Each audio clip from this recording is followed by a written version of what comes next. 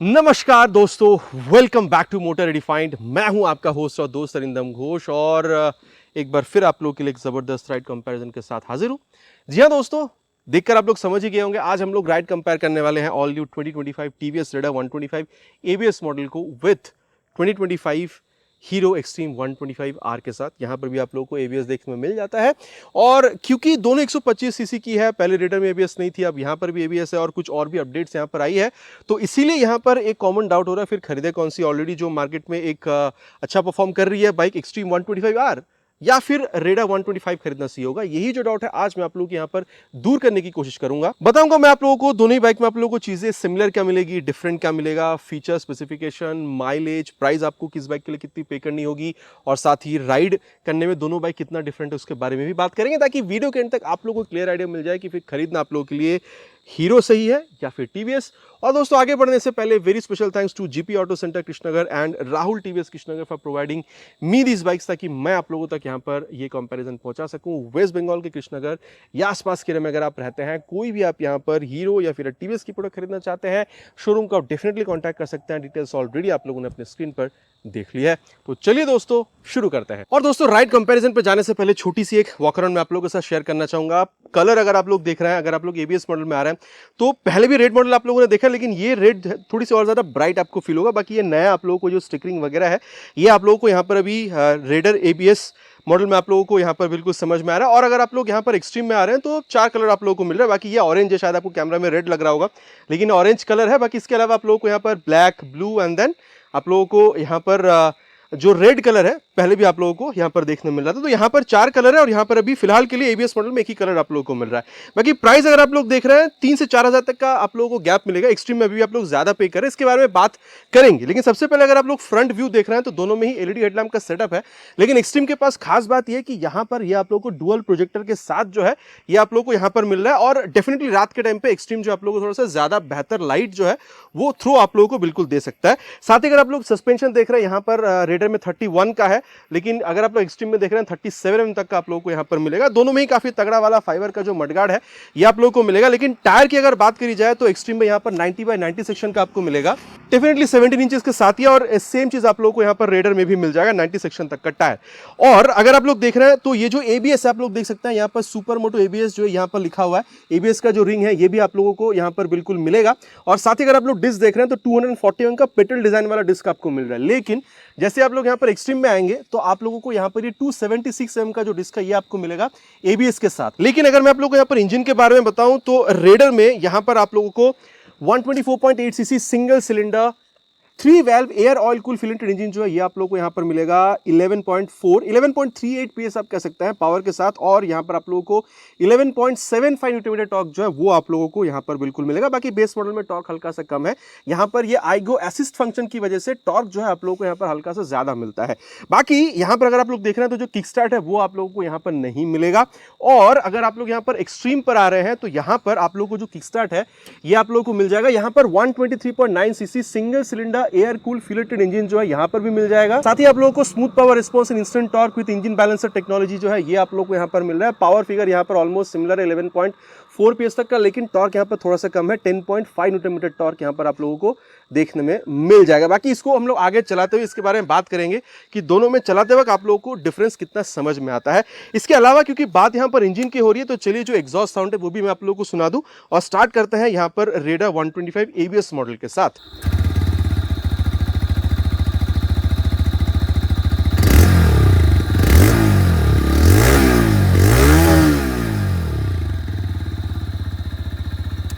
तो ये दोस्तों आप लोगों ने जो रेडर 125 एबीएस मॉडल उसकी आवाज आप लोगों ने सुन ली। और अब मैं आप लोगों को यहाँ पर जो एक्सट्रीम 125R है इसकी जो आवाज है वो भी मैं आप लोगों को सुना दूं।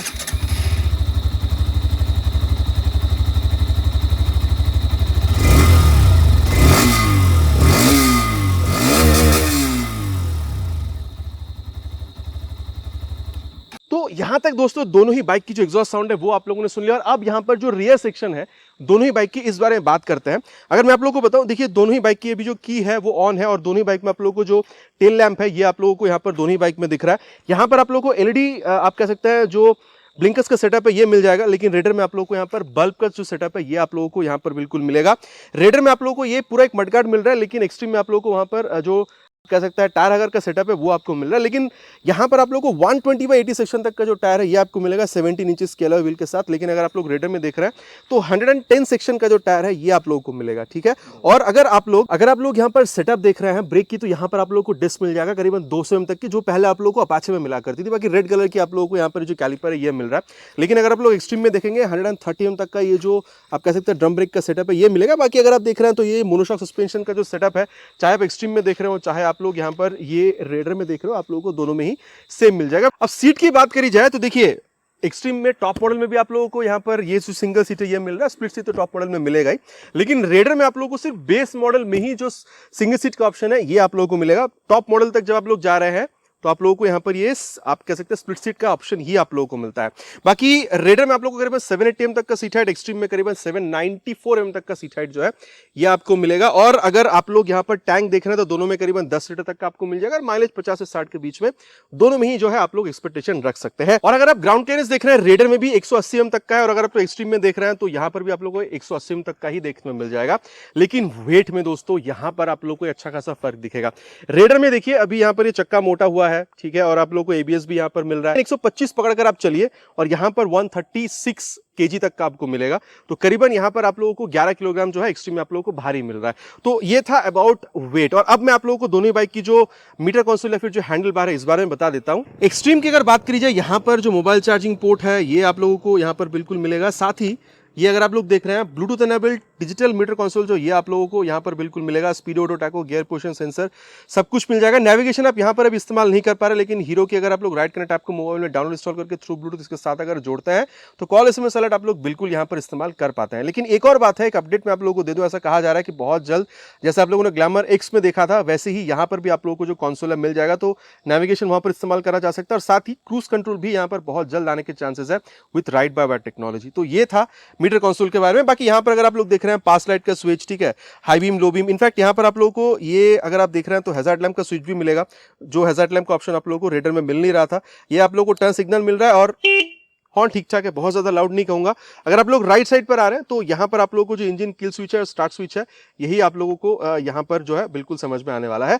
और वहीं अगर आप लोग रेडर पर आ रहे हैं तो यहाँ पर हैंडल बार जो है आप लोगों को थोड़ा सा कॉम्पैक्ट मिलेगा एक्सट्रीम के मुकाबले। बाकी पास लाइट का switch, high beam, low beam, ठीक है, ब्लूटूथ एनेबल मीटर कंसोल है, तो टॉगल करने के लिए यहाँ पर ये जो आई का बटन है वॉइस असिस्ट के साथ आप लोग को यहाँ पर मिलेगा।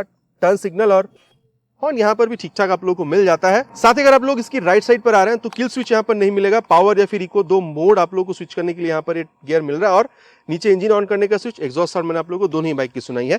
बाकी अगर आप लोग देख रहे हैं मोबाइल चार्जिंग पोर्ट यहाँ पर भी आप लोगों को मिल जाएगा। और अगर आप लोग ये कंसोल देख रहे हैं तो ये आईगो असिस्ट पहले भी आप लोगों ने कंसोल देखा था, वही कंसोल यहाँ पर भी आप लोगों को मिल रहा है। अगर आप लोग ये स्मार्ट एक्स कनेक्ट ऐप आपको टीवीएस की अगर आप लोग मोबाइल में डाउनलोड इंस्टॉल करके थ्रू ब्लूटूथ अगर इसके साथ जोड़ते हैं तो turn button, navigation, call SMS alert सारी चीजें आप यहाँ पर भी बिल्कुल इस्तेमाल कर पाते हैं। नेविगेशन आप यहाँ पर बिल्कुल इस्तेमाल अभी कर पा रहे हैं जो अभी एक्सट्रीम में फिलहाल पॉसिबल नहीं है। इसके अलावा आप लोग को speedometer, taco, gear position sensor सब कुछ आपको मिलेगा। और बूस्ट क्योंकि आप लोगों को मिलता है, जहां पर बूस्ट की वजह से थोड़ा सा टॉर्क आप लोग एक्स्ट्रा मिलता है। जब मैं चलाऊंगा तो आपको बताऊंगा, वो चीज यहाँ पर भी आप लोग को इंडिकेट होता हुआ दिखेगा। कौन सी मोड में है, पावर या फिर इको, वो भी आप लोगों को यहाँ पर ये बिल्कुल शो करती है। बाकी अगर आप लोग यहाँ पर आईना देख रहे हैं तो दोनों ही बाइक की यहाँ पर जो मिरर है काफी अच्छा खासा रियर व्यू दे रही थी। इसके बारे में चलते हुए आगे बात करेंगे। तो यहाँ तक दोनों ही बाइक की चीजें आप लोगों को मिल क्या क्या इसके बारे में डिस्कशन हो चुका है। और प्राइस मैं आप लोगों को बता दूं, रेडर की आईगो असिस्ट की मॉडल प्राइस अगर आप लोग देख रहे हैं 18% जीएसटी आने के बाद उसकी प्राइस 1,11,500 के आसपास है। यहाँ पर आप लोग और भी 4 से 5 हज़ार रुपए रेडर में ज्यादा एक्सपेक्ट कर सकते हैं। लेकिन वहीं अगर आप लोग एक्सट्रीम पर आ रहे हैं तो ये 18% जीएसटी आने के बाद इसकी प्राइस 1,20,600 के आसपास, 1,21,000 आप लोग यहाँ पर पकड़ कर चल सकते हैं। तो 3 से 4 हज़ार रुपए आप लोग यहाँ पर रेडर के मुकाबले आप कह सकते हैं एक्सट्रीम में भी ज्यादा पे कर रहे हैं अभी। तो यहाँ तक मैंने आपको बता दिया है दोनों ही बाइक में आप लोगों को चीजें क्या क्या मिल रहा है, सिमिलरिटी कहाँ है, चेंजेस क्या है, और ये जो चेंजेस है इस वजह से चलने में कितनी ज्यादा डिफरेंट है। चलिए अब राइड पे चल के इसके बारे में बात करते हैं। बाकी दोस्तों अब यहाँ पर राइड कंपैरिजन की शुरुआत करेंगे with this all new 2025 TVS raider 125 ABS model के साथ। सबसे पहले तो मैं ये बताऊंगा 780 mm का जो सीट हाइट है वो आप लोगों को यहाँ पर बिल्कुल मिलेगा। रियर फिटेड फुट पे का सीट इज क्वाइट कंफर्टेबल, पहले की जैसी है। स्पेस में भी कमी, चाहे आप बैठ रहे हो फिर पिलियन के साथ आप बैठ रहे हो, कभी आप लोगों को यहाँ पर फील नहीं होने वाला है। बाकी एक चीज़ मैं आप लोगों को बता दूं, अगर आप लोग हैंडल बार देख रहे हैं तो थोड़ा सा कॉम्पैक्ट और आपको हल्का सा सामने की तरफ झुकना हो रहा है, तो स्पोर्टी राइडर पोजीशन जैसे पहले आप लोगों को मिल रहा था वही आप लोगों को अभी भी यहाँ पर बिल्कुल समझ में आने वाला है। और यहाँ पर इसको पावर मोड में शिफ्ट करते हैं और स्टार्ट करते हैं इसको फर्स्ट गियर और चलिए यहाँ पर सेकेंड गियर, थर्ड गियर। देखिए ये पावर टॉर्क में जो कमी है वो आप लोगों को यहाँ पर बिल्कुल फील नहीं होगा, मतलब आप लोगों को यहाँ पर कोई लैग वगैरह फील हो रहा है ऐसा यहाँ पर मैं बिल्कुल भी नहीं कहूँगा। और देखिए मैं आप लोगों से यहाँ पर बिल्कुल कह सकता हूँ कि अगर आप यहाँ पर एक क्लच देख रहे हैं थोड़ा सा मिड साइड पर है, ना बहुत ज़्यादा सॉफ्ट ना बहुत ज़्यादा हार्ड, ठीक है। और अगर मैं आप लोगों को कहूँ यहाँ पर गियर शिफ्टिंग के बारे में, तो चाहे आप शिफ्ट कर रहे हो या फिर डाउन शिफ्ट, यहाँ पर आपको हल्का सा एफर्ट के साथ यहाँ पर आप या फिर डाउन शिफ्ट होती हुई भी आप लोगों को यहाँ पर ये बिल्कुल समझ में आने वाले। तो बात यहाँ पर हो रही है क्लच की, गियर की, तो चलिए यहाँ पर जो एक्सेलरेशन टेस्ट है उसको कंप्लीट करते हैं, देन यहाँ पर इसकी जो परफॉर्मेंस है उसके बारे में आगे बात करते हैं। Already on first gear on power mode, we'll start with 3 horns.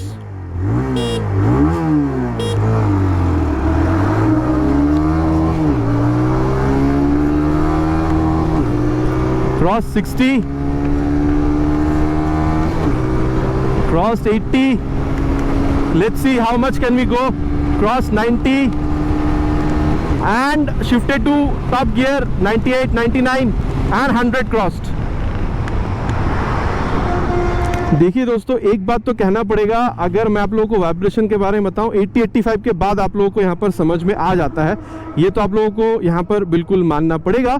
और देखिए ऐसा बहुत ज़्यादा कोई वाइब्रेशन जो आप लोगों को तकलीफ दे रही है ऐसा वाला वाइब्रेशन आपको नहीं मिलेगा, ठीक है। मतलब अगर आप खरीदना चाह रहे हैं, और अच्छा एक बात है यहाँ पर देखिए बूस्ट मोड आप लोगों को यहाँ पर बिल्कुल मिल रहा है, मतलब अगर आप अभी थ्रॉटल थोड़ा सा ज़्यादा घुमाते हैं तो एक थोड़ा सा एक्स्ट्रा आप लोगों को यहाँ पर जो अच्छा सा एक कह सकते हैं एक्सीलरेशन में किक वो आप लोगों को यहाँ पर मिलेगा। मतलब एक बार इसको ये देखिए बूस्ट मोड, ये देखिए अभी यहाँ पर ये बूस्ट मोड है तो ये शो भी आप लोगों को कर रही है। मतलब बूस्ट मोड कब आपके काम आता है, जब आप हाईवेज पर है, आप थोड़ा सा ओवरटेक करना चाहते हैं, आप सिटीज में थोड़ा सा ओवरटेक करना चाह रहे हैं, तो हल्का सा एक बेहतर थ्रॉटल रिस्पांस जो है ये बूस्ट मोड की वजह से आप लोगों को यहाँ पर बिल्कुल समझ में आने वाला है। और जैसे मैं कह रहा था आप लोगों से कि अगर आप लोग यहाँ पर वाइब्रेशन देख रहे हैं 80-85 के बाद हल्का सा मिलेगा, लेकिन बहुत ज्यादा एनोइंग फील आपको नहीं होगा। और वही अगर आप लोग स्टेबिलिटी देख रहे हैं 90 और 110 सेक्शन टायर आने के बाद थोड़ा सा और बेहतर आप लोगों को जो कॉन्फिडेंस है आप लोगों को यहाँ पर बिल्कुल समझ में आने वाला है। और अगर आप लोग यहाँ पर स्टेबिलिटी देख रहे हैं, जैसे मैं अभी आपको बता रहा था कॉन्फिडेंस अच्छा, कोई प्रॉब्लम आपको नहीं होगा। और माइलेज आप लोग यहाँ पर 50 से 60 के बीच में एक्सपेक्टेशन रख सकते हैं। बाकी एक और चीज़ है जो आप लोगों को यहाँ पर इको मोड में शिफ्ट करने से ही मिल सकता है, और वो है इसकी इंटेल इकोसिस्टम। बाकी अभी देखिए जैसे मैंने इको मोड में शिफ्ट करिए, ए यहाँ पर ये जो है बता रही है इंटेल इकोसिस्टम। अब यहाँ पर अगर मान के चलिए सामने कोई ट्रैफिक और मैं यहाँ पर अपनी बाइक को रोक रहा हूँ, तो अभी देखिए ये देखिए अभी ये ब्लिंक करने लग गई है, और अभी देखिए यहाँ पर ये अभी बाइक जो बंद हो गई। यहाँ पर देखिए टैकोमीटर बिल्कुल भी यहाँ पर काम नहीं कर रहा है। और आपको चालू करना है तो क्या करना है, हल्का सा यहाँ पर क्लच पकड़ लीजिए। वैसे सेफ्टी के लिए क्लच नहीं पकड़ने से भी चलेगा, हल्का सा थ्रॉटल को मोड़ के आप छोड़ दीजिए। ये देखिए जैसे मैंने छोड़ा यहाँ पर ये दोबारा ये चलने के लिए रेडी हो चुके हैं। तो ये एक बहुत ही बढ़िया आप कह सकते हैं यहाँ पर एक माइलेज सेविंग टेक्नोलॉजी है। बाकी आप लोगों का क्या कहना है इस बारे में नीचे प्लीज कमेंट पर लिखकर बताइएगा। बाकी दोस्तों अब यहाँ पर राइड कंपेरिजन को करते हैं यहाँ पर रेडर 125 ABS मॉडल को विद दिस 2025 एक्सट्रीम 125R।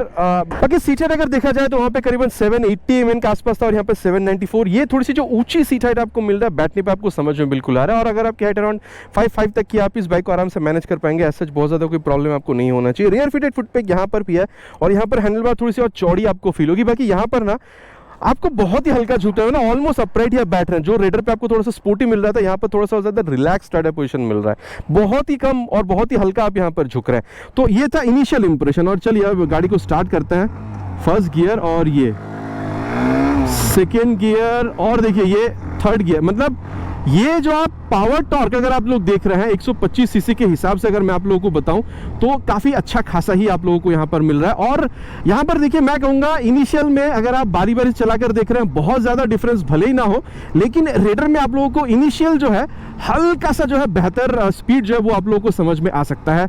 और अगर मैं आप लोगों को यहाँ पर बताऊँ क्लच के बारे में तो ये ऑलमोस्ट सिमिलर है, लेकिन हाँ अगर आप बहुत बारीकी से देख रहे हैं समझ में आएगा कि यहाँ पर थोड़ा सा हल्का है क्लच अगर आप रेडर के मुकाबले देख रहे हैं। बाकी अगर आप लोग गियर शिफ्टिंग देख रहे हैं तो मैं कहूँगा आप यहाँ पर अप शिफ्ट कर रहे हो या फिर आप डाउन शिफ्ट कर रहे हो, रेडर के मुकाबले एफर्ट यहाँ पर हल्का सा आप लोगों को जो है ज़्यादा पुट करना हो रहा है, ज़्यादा आप लोगों को यहाँ पर देना हो रहा है, ठीक है। और अभी क्योंकि बात हो रहा है यहाँ पर क्लच और गियर का, तो चलिए जो एक्सेलरेशन टेस्ट है उसको कंप्लीट करते हैं, देन परफॉर्मेंस के बारे में हम लोग आगे बात करते हैं। Will start with 3 horns already on first gear.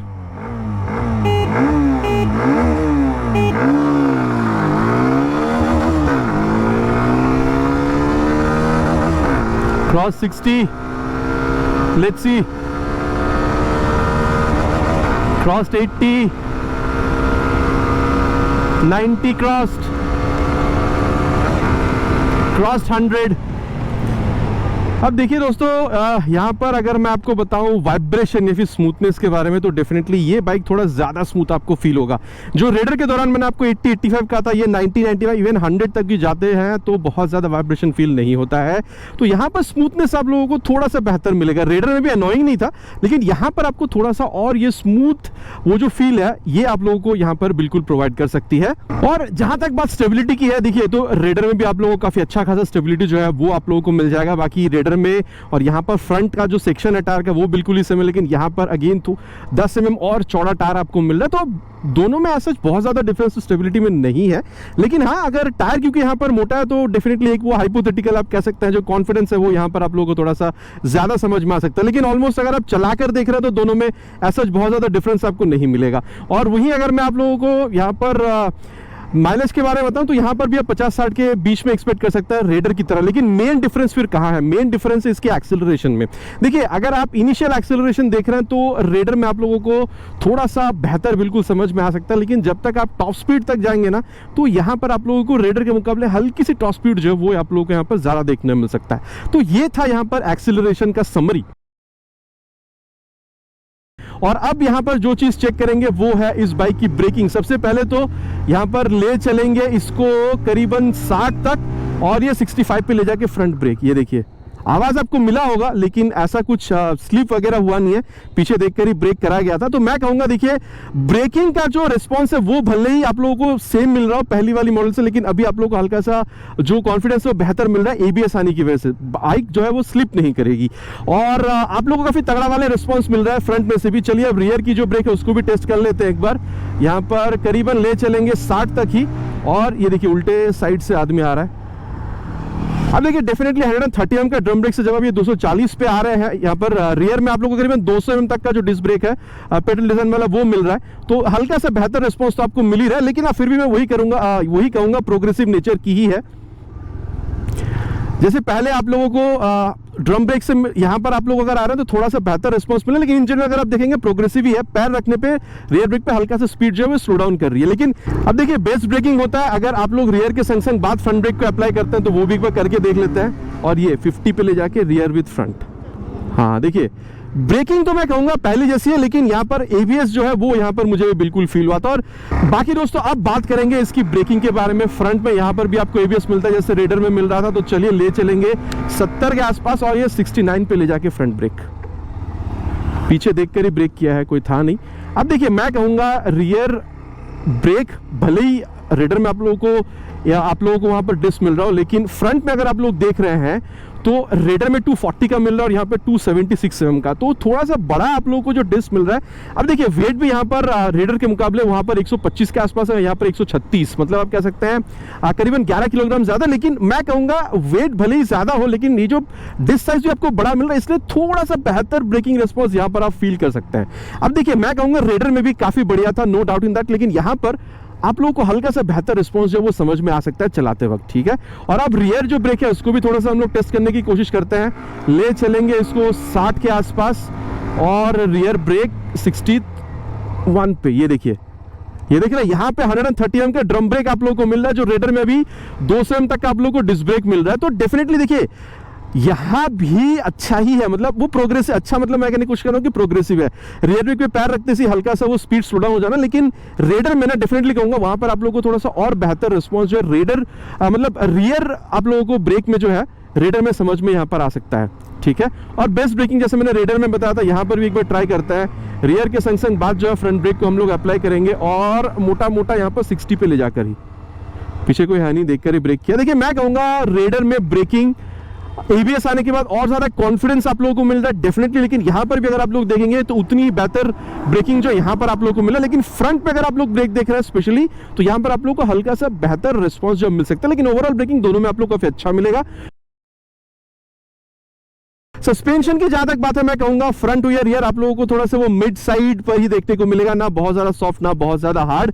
अगर आप हाई स्पीड टॉप स्पीड हल्का फुल्का कॉर्नरिंग करना चाह रहे हैं, अच्छा खासा कर सकते हैं, लेकिन जब आप गड्ढों पर जा रहे हैं थोड़ा बहुत तो ये संभाल लेंगे, लेकिन ज्यादा अगर आप गड्ढों पर जाएंगे तो ये आप लोगों को वो जो जर्क है वो भी डेफिनेटली यहाँ पर फील कराने वाली है। बाकी मैं कहूंगा देखिए 125 सीसी की बाइक है, आप लोगों को यहाँ पर अच्छा खासा जो रियर व्यू है मेरा अच्छा खासा प्रोवाइड करा रही है, speedometer, taco, gear position sensor, Bluetooth connectivity, सब कुछ आप लोगों को यहाँ पर मिल जा रहा है। मैं कहूंगा देखिए अगर आप इसको सिटीज में यूज करना चाहते हैं, जिसके लिए इसको बनाया गया है, वो आप डेफिनेटली यहाँ पर कर सकते हैं। एक बार रुक के थोड़ा सा बात करते हैं यहाँ पे, वो आप लोग यहाँ पर डेफिनेटली इसको यूज कर सकते हैं, और आप चाहे तो खुद या फिर पिलियन के साथ भी आप राइड करेंगे तो भी आपको प्रॉब्लम नहीं होगा। इसका सिंगल सीट वाला ऑप्शन भी आप लोगों को बेस मॉडल में बिल्कुल मिल जाता है, लेकिन मैं कहूँगा सिटीज में तो आप इसको यूज करेंगे जबरदस्त आपको रिस्पॉन्स मिलेगा। थोड़ा बहुत कभी अगर इस तरीके से हाईवेज पर निकलने का आपका प्लान बन गया इवन विथ आप कह सकते हैं पिलियन, तो भी आप लोगों को यहाँ पर प्रॉब्लम बहुत ज़्यादा आप लोगों को यहाँ पर फेस नहीं करना होगा। एक्सेलरेशन या फिर ब्रेकिंग वगैरह जो अच्छा हो चुका है, और एबीएस के लिए डेफिनेटली ब्रेकिंग में आप लोगों को एक बेहतर आप कह सकते हैं जो कॉन्फिडेंस है वो आप लोगों को यहाँ पर बिल्कुल मिल रहा है। सस्पेंशन की अगर बात करी जाए, ये जब आप कर रहे हैं तो आप देख सकते हैं मजा आ रहा है आपको। 125 सीसी की बाइक है, आप लीन वगैरह नहीं कर सकते हैं, ये आप लोगों को बिल्कुल यहाँ पर फील नहीं होगा। ठीक है, सस्पेंशन की अगर बात हो रही है यहाँ पे, ये लीन मैंने आपको करके बताया था, शायद आपको कैमरा में बहुत ज्यादा समझ में ना आया, लेकिन लीन आप कर सकते हैं बहुत ज्यादा स्पीड पर नहीं, छोटे मोटे स्पीड पर, जैसे मैंने अभी आपको करके बताया था। तो कॉर्नरिंग यहाँ पर काफी अच्छा खासा आप लोगों को मिल जाता है, और मैं कहूंगा रेडर में भी कॉर्नरिंग काफी अच्छा खासा आप लोगों को फील होगा। रेडर की कॉर्नरिंग और इस कॉर्नरिंग में बहुत ज्यादा आप लोगों को डिफरेंस फील नहीं होगा, दोनों में काफी अच्छा खासा कॉन्फिडेंस है, लेकिन डेफिनेटली आप लोगों को यहाँ पर सस्पेंशन में डिफरेंस फील होगा। बहरहाल अगर आप फ्रंट सस्पेंशन देख रहे हैं तो दोनों में आप लोगों को स्टिफनेस वगैरह जो सेम मिलेगा, मिड साइड पर ही है, लेकिन रियर जब आप देख रहे हैं ना, यहां पर भी मोनोशॉक है, रेडर में भी मोनोशॉक है, लेकिन यहां पर अगर आप लोग देख रहे हैं तो झटका जो है ये थोड़ा ज्यादा झेल सकती है।